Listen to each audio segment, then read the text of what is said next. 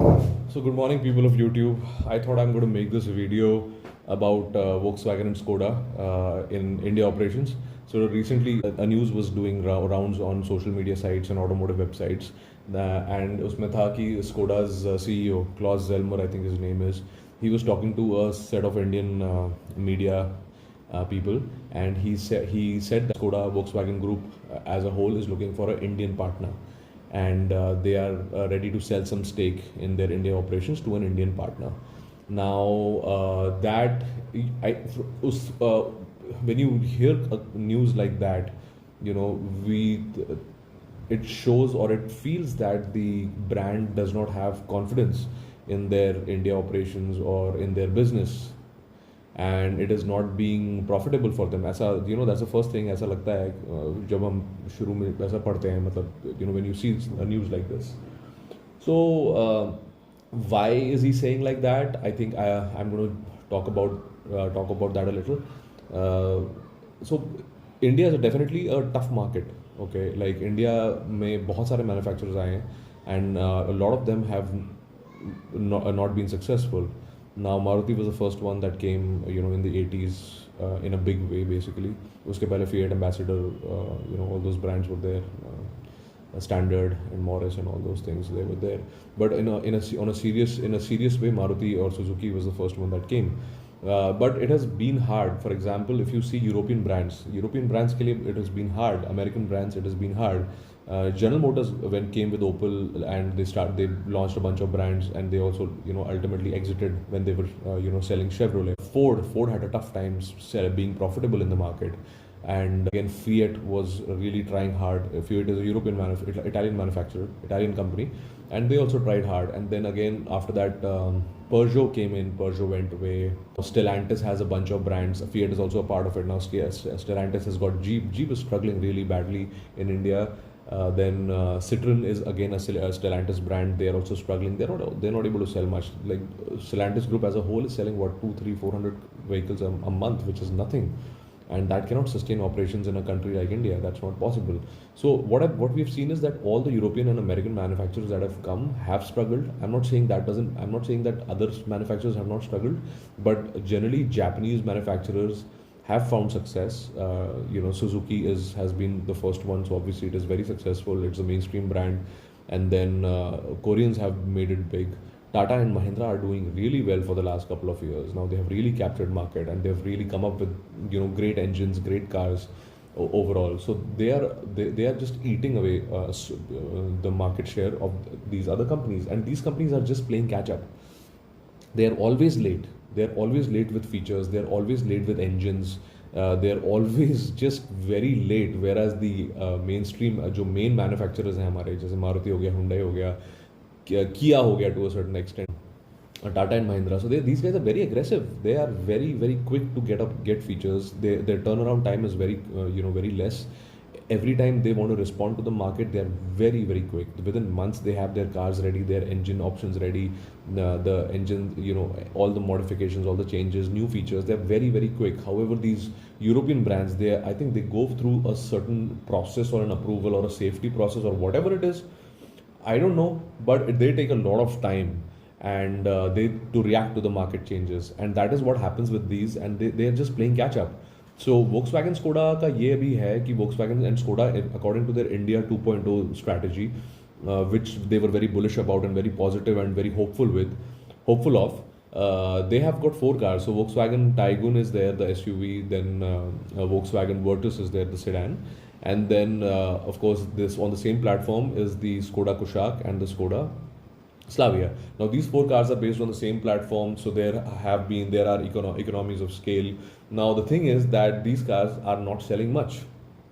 People still perceive them as very as sort of complicated cars. They are, of course, when a person is owning them, they have a sense of pride that they're owning a European brand or European sedan or an SUV, but they also have a lot of people, majority of the people think they're expensive to maintain, which they may be because as much as the parts are localized, not all parts are localized. So if something goes bad, there may be a situation where you have to wait for parts.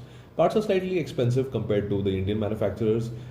compared to the Japanese manufacturers, because their economies of scale is very different. So एक तो ये है, they are selling about 1500 units of each vehicle, 1200, 1500, 1600, sometimes 1800. Overall, about, if you multiply average of 1500 by 4 models, they are selling about 6500, 7000 units in a good month. 6700 units, 6000, 7000 units are not enough to sustain an investment that like what Volkswagen and Skoda have done in this country. And India is a big market, it is a very competitive market, so they have to be on top of their game all the time, which they are not. They are being more reactive. Also, Kushaq and Taigun are relatively expensive SUVs. They are costly. They've got those TSI engines, which probably are not made in India, of course, because they are complicated. And 1.5 TSI is an international engine, like it's there in a lot of Volkswagen vehicles. However, the 1 liter engine is, I believe, localized and is manufactured in India, and it is made for India. But 1 liter TSI people don't understand because it's turbo, and people don't understand turbo. In India, if it is a 1 liter engine, it's a 1 liter engine.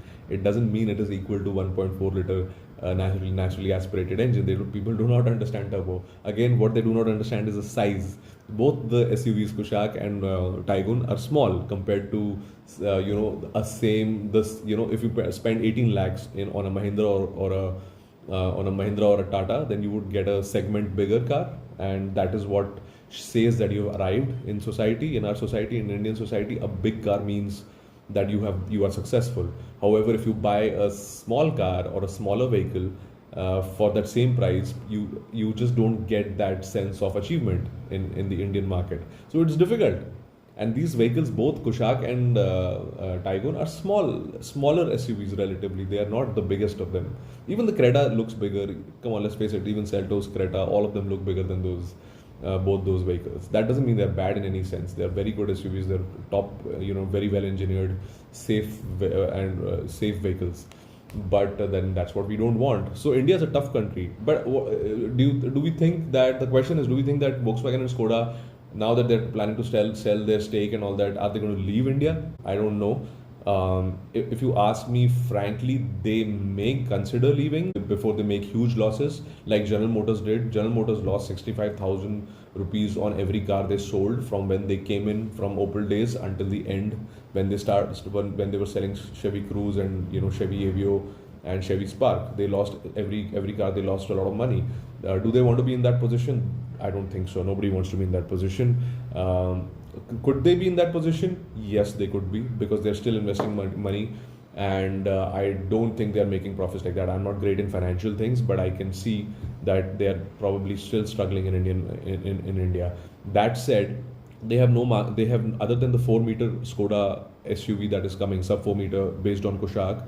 Other than that, they have no vehicles lined up. Absolutely nothing. There is no mainstream vehicle that they have in their plans for India. So it's just these 4 vehicles and the sub 4-meter SUV. And I'm not sure if it's going to spawn a Volkswagen variant also. So those 2 vehicles, which would add maybe another 2,000, 3,000 units. That too after a lot of investment that they have made, that they will have to make. Maybe they will leave, maybe they will not. But it's not the time to panic. If they consider leaving, it's going to be many, many years before they actually pull the plug. They could be gone maybe after 6-7 years, 10 years, who knows, or they could not be gone if their partnership with a local partner is successful, and they could use their engines and platforms and together co-brand cars. For example, they could give Mahindra one of their cars, or they can co-develop a car with Mahindra. It's just an example. I don't know if that's happening.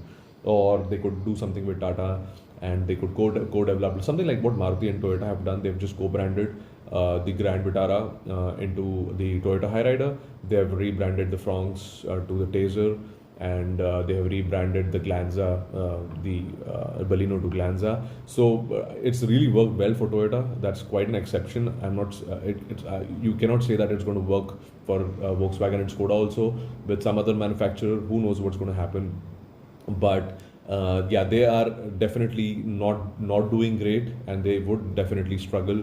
And if this continues, they will have to keep making investments, and they will have to keep their operations running but and still not have enough money come in as far as sales and service is concerned, because there is just not enough cars. They're not able to sell 7,000 cars is not much. If you compare Maruti, for example, the Grand Vitara alone sells about 10,000 units a month. The Toyota Hyryder itself sells about 3,000, 3,500 units a month, the same vehicle. Baleno, Fronx, they sell 15, 18,000 a month each. So they are just selling and selling and selling. There is absolutely no comparison with the numbers of these European manufacturers. So yes, they may leave, who knows, but not now. Nobody's leaving now. There is no point panicking about it. If you are willing, if you're planning to buy a Volkswagen, buy a Skoda, just go ahead and buy. I don't think you need to worry for the next 5, 6, 7 years. It's not going to be a problem. And even when the brand winds up, there is still servicing and parts availability later on, because my friends have their Fords. They still go to the Ford service station and then they get their vehicle serviced, and it's absolutely fine, perfect. The parts are there, everything is there. So those things don't matter. If you really like the car, and Volkswagens and Skodas are bought, passionately, because they have those things about them. They have those dynamics, those features, that DNA, that automotive enthusiasts love and like, and they have pride in their ownership when they have these Volkswagens and Skodas. So no point worrying about it. I would say just go ahead, and we'll see how this pans out in the next few coming years, how it is. And I'm going to keep covering this topic, and let me know how you find this video. This kind of a video here, indoors, where I'm not in a workshop or any outdoors, and covering things.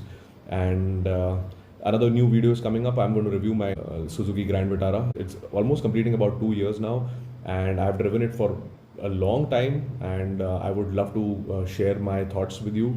So a long-term review is coming up. I've got my notes also here with me about the Grand Vitara, so I'm going to be sharing those. So please subscribe to the channel and like this video if you like this model. Ciao, bye.